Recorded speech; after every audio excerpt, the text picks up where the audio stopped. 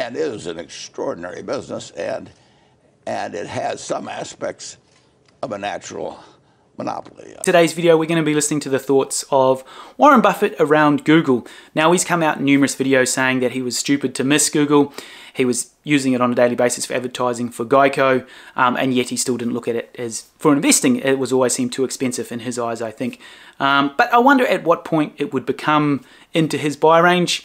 Obviously he has a fair bit of capital there sitting on the sidelines ready to deploy, and as we've seen Google sell off quite dramatically this year, or just the whole tech sector as a whole, I wonder what point it would be in his buy zone. So we're just going to be listening to a couple of clips from Buffett today with regards to Google. Now with that said, let's jump on over and listen to Buffett. Well, I should have had some insight into, because Geico was a heavy user very early on. So here we saw value in something at that time. I have no idea what we're paying per click now, but we were paying $10 or $11 a click for something that had no cost of goods sold, and we were going to keep doing it. I mean, we could see that. So I should have had more insight into that. Now, whether Bing was going to come along or other people were going to take away the market, that's another question. Whether you had sort of a first user advantage that would prevail. And there is a lot of technology to it. So somebody could have come along with a better technological product, and I would not have had any insights into that.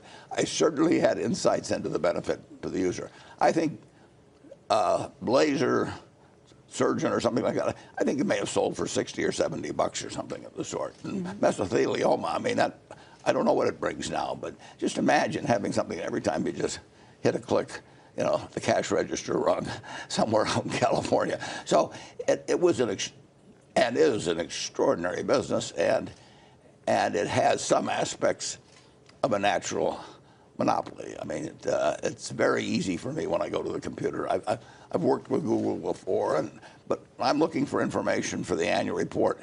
I used to have to mail away to federal agencies or go down to the public library, and now I can get it in 10 seconds. So it's a hugely valuable device, which the other guy pays for. The user on the computer doesn't. Yeah, the answer is we missed it. And I knew the fellows. They came to see me before they did. Sergey and Larry came to see you. Yeah, and actually Eric did too. And Eric. Yeah, I liked him.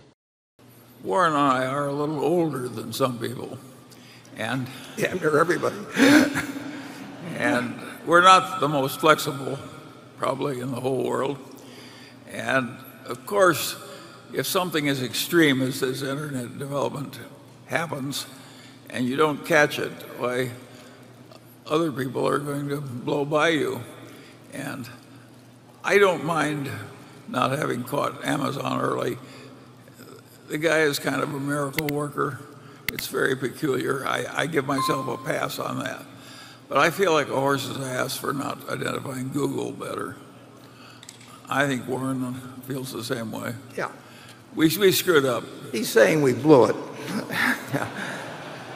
And we did have some insights into that because we were using them at Geico, and we were seeing the results produced, and we saw that we were paying $10 a click or whatever it might have been for something that had a marginal cost of them of exactly zero, and we saw it was working for us. So we can see in our own operations how well that Google advertising was working, and we just sat there sucking our thumbs. Right. So we're ashamed. We atone. We're trying to atone. Maybe Apple was atonement. Now, I'd love to hear from you guys. Do you think we'll ever see Google pop up on Buffett's 13F? And if so, at what price? Definitely drop that in the comments below. Anyway, that's it for today's video. Stay safe, and we'll catch you in the next one.